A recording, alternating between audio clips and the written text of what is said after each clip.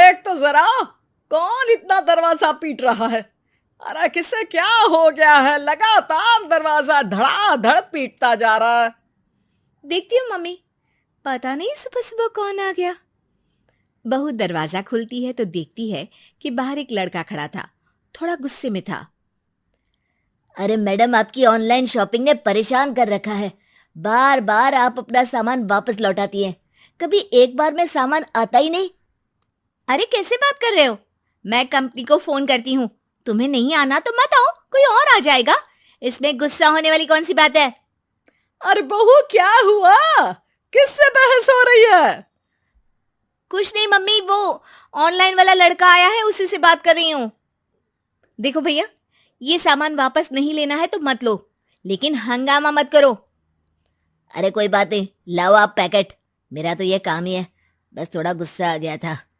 बहू अंदर जाती है और पैकेट लेकर बाहर आती है, लेकिन तब तक लड़का वापस जा चुका था। बहू को समझ में नहीं आया कि हुआ क्या। वो अंदर जाती है तो किचन में काम में लग जाती है। अरे बहू, तुम्हें ऑफिस नहीं जाना क्या? कितनी देर हो गई? किचन से आवाज आती है। जाना है, लेकिन इनका नाश्ता तो बना दूं। और उनकी चिंता मत करो, तुम अपना नाश्ता लेकर जाओ, मैं बना दूंगी नाश्ता। अरे तेरा ऑफिस भी तो जरूरी है ना, कितना काम करेगी। ठीक है मम्मी, जाती हूँ, रात का खाना साथ में खाएंगे। इसके बाद सास ने दरवाजा बंद कर लिया। शाम को डोरबेल बजी। सास को लगा कि बहू ऑफिस से लौट आई है, लेकिन दरवाजा खोलते ही सामने एक पुलिस वाला है। राहुल यानी कि उसके बेटे ने उससे पूछा, कौन है माँ? अरे पुलिस आई है बेटा, तुम्हारे बारे में पूछ रहे हैं। अच्छा, अभी आया माँ। आप ही राहुल है? हाँ जी, मैं ही राहुल हूँ। आपकी पत्नी का नाम विनीता है? हाँ जी, लेकिन आप ये सब क्यों पूछ रहे हैं? और कहाँ है मेरी वाइफ? देखिए, परेशान मत होइए, आपको मेरे साथ चलना होगा, मैं आपको रास्ते में पूरी बात बताता हूँ। मैं आपके साथ थाने क्यों चलूं? कोई क्रिमिनल थोड़ी ना हूं मैं। अरे मैं आपको थाने नहीं ले जाने आया हूं, बल्कि आपको मेरे साथ अस्पताल चलना है। राहुल परेशान होकर पूछता है। क्यों, क्या हुआ? देखिए, आपकी पत्नी का बड़ा एक्सीडेंट हो गया है और वो अस्पताल में भर्ती है। बस किसी तरह से आपका पता मिल सका, इसलिए हम आपको लेने आ गए। राहुल हड़बड़ी में माँ को बगैर बताए पुलिस वालों के साथ घर से निकल जाता है। सर, क्या हुआ मेरी पत्नी को? कुछ तो बताइए। देखिए, घबराइए मत, वो आईसीयू में है, अभी कुछ कहा नहीं जा सकता। कुछ देर में सभी अस्पताल पहुंचते हैं। डॉक्टर साहब, मेरी पत्नी ठीक तो हो जाएगी ना? कैसी हालत है उसकी? देखिए, अभी कुछ कहा नहीं जा सकता है। सिर में चोट है और खून बहुत बह चुका है। शायद खून की भी जरूरत पड़े।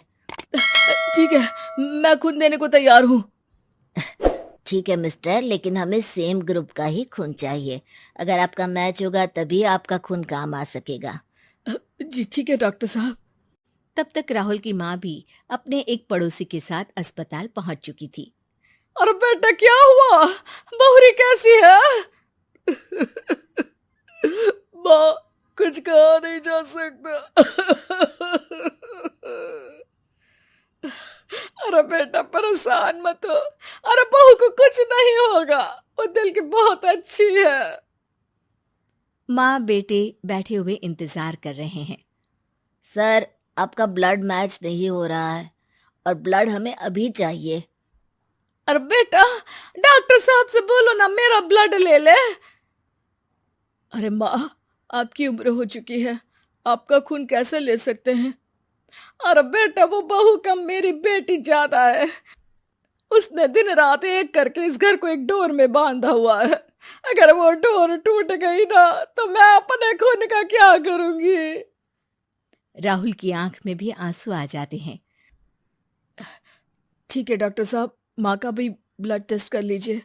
अगर मैच हो गया तो ठीक है, नहीं तो किसी और को फोन करता हूँ। डॉक्टर ने तुरंत ब्लड सैंपल लेकर भेज दिया। कुछ देर बाद माँ जी का ब्लड ग्रुप मैच कर गया है पेशेंट से। माँ जी तैयार है ना? माँ? क्या सोच रही हो? अरे बेटा, यही कि बहू की जिंदगी के लिए अगर अपनी जिंदगी भी दांव पर लगानी पड़े तो कम है। वो दिन रात हमारे लिए लगी रहती है।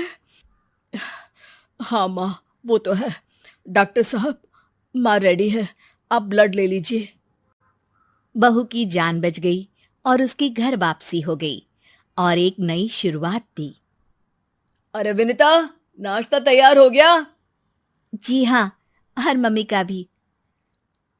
पहले मम्मी खा ले, उसके बाद हम खाएंगे। अरे तुम माँ की चमची हो क्या?